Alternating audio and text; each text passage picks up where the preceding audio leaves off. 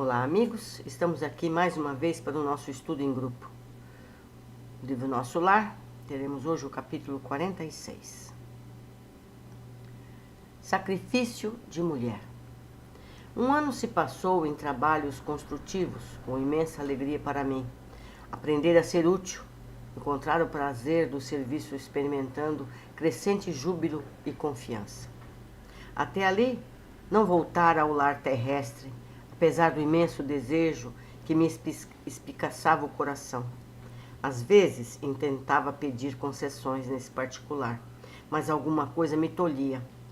Não receber auxílio adequado? Não contava ali com o carinho e apreço de todos os companheiros?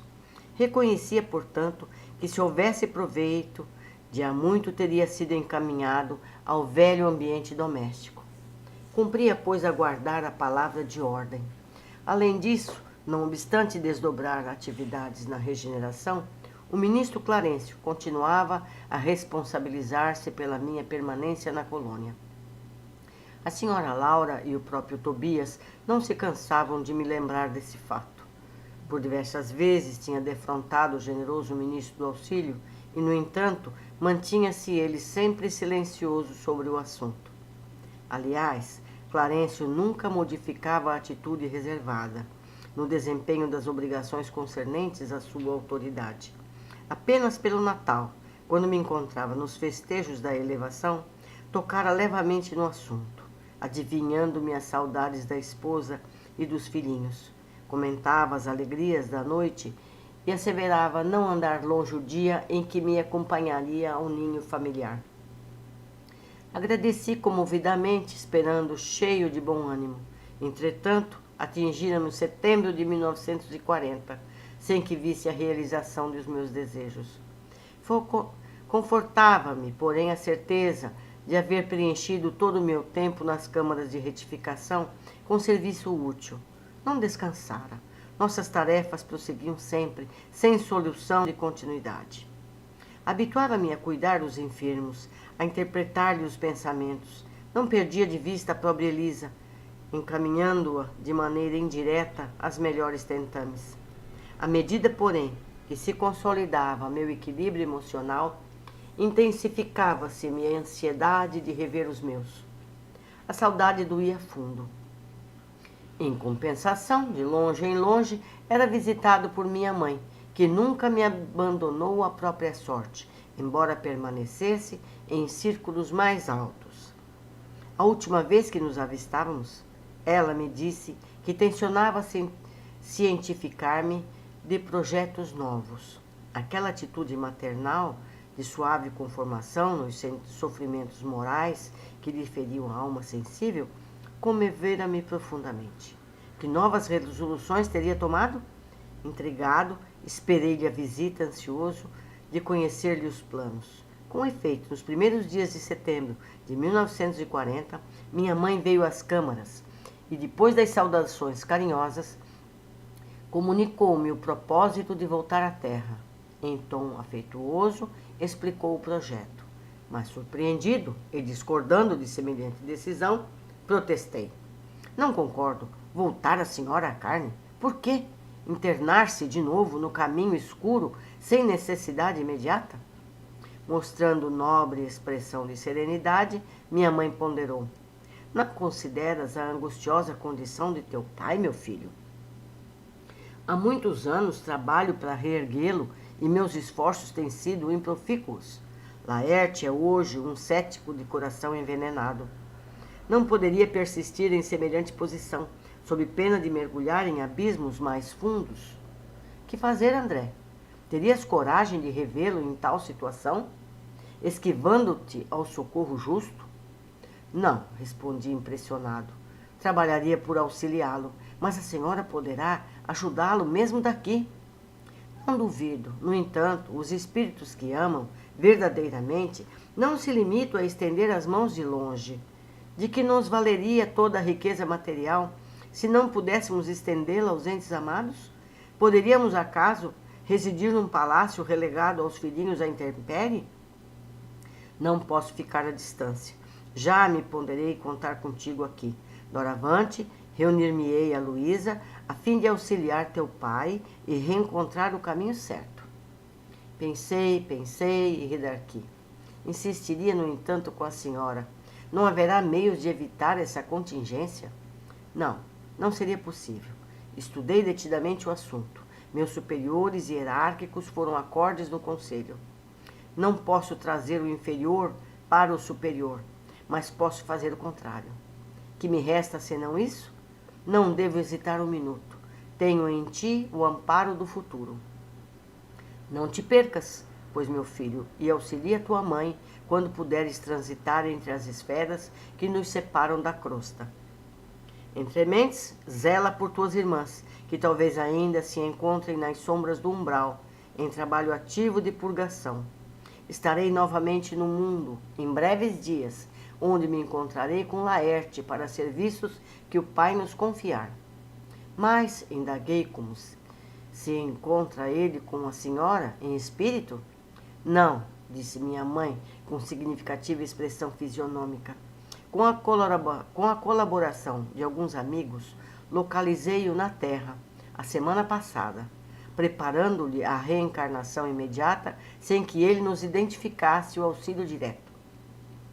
Quis fugir das mulheres que ainda o subjugam, talvez com razão, e aproveitamos essa disposição para jungi-lo a nova situação carnal. Mas isso é possível?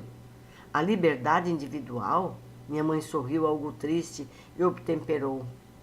Há reencarnações que funcionam como drásticos. Ainda que o doente não se sinta corajoso, existem amigos que o ajudam a sorver o remédio santo, embora muito amargo. Relativamente à liberdade restrita, a alma pode invocar esse direito somente quando compreenda o dever e o pratique. Quanto ao mais, é indispensável reconhecer que o devedor é escravo do compromisso assumido. Deus criou o livre-arbítrio, nós criamos a fatalidade. É preciso quebrar, portanto, as algemas que fundimos para nós mesmos. Enquanto me perdia em graves pensamentos, continuou ela, retornando às anteriores observações, as infelizes irmãs que o perseguem, entretanto, não o abandonam. E se não fosse a proteção divina, por intermédio de nossos guardas espirituais, talvez lhe subtraíssem a oportunidade de nova reencarnação. Deus meu, exclamei, será então isso possível?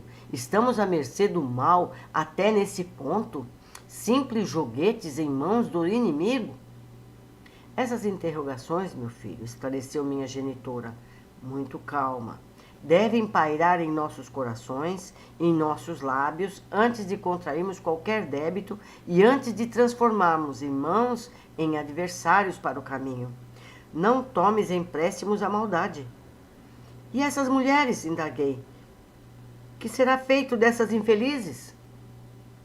Minha mãe sorriu e respondeu, serão minhas filhas daqui a alguns anos. É preciso não esqueceres que irei ao mundo em auxílio de teu pai.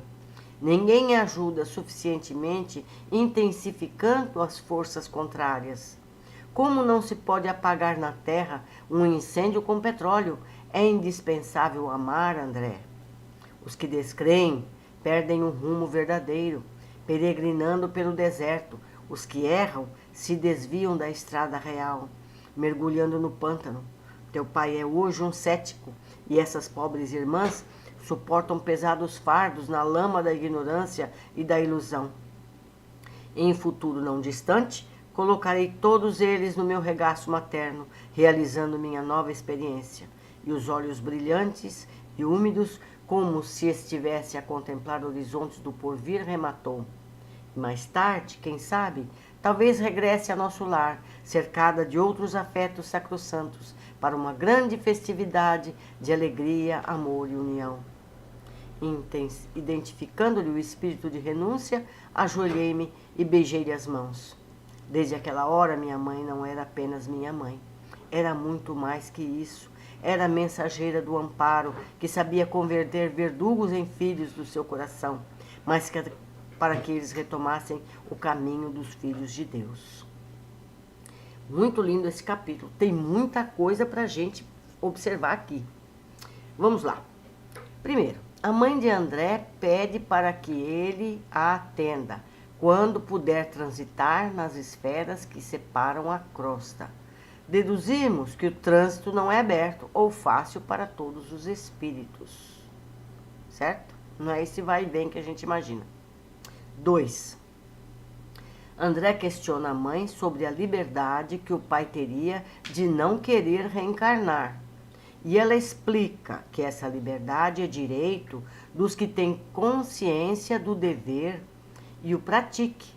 Há encarnações compulsórias para o bem e a evolução do indivíduo.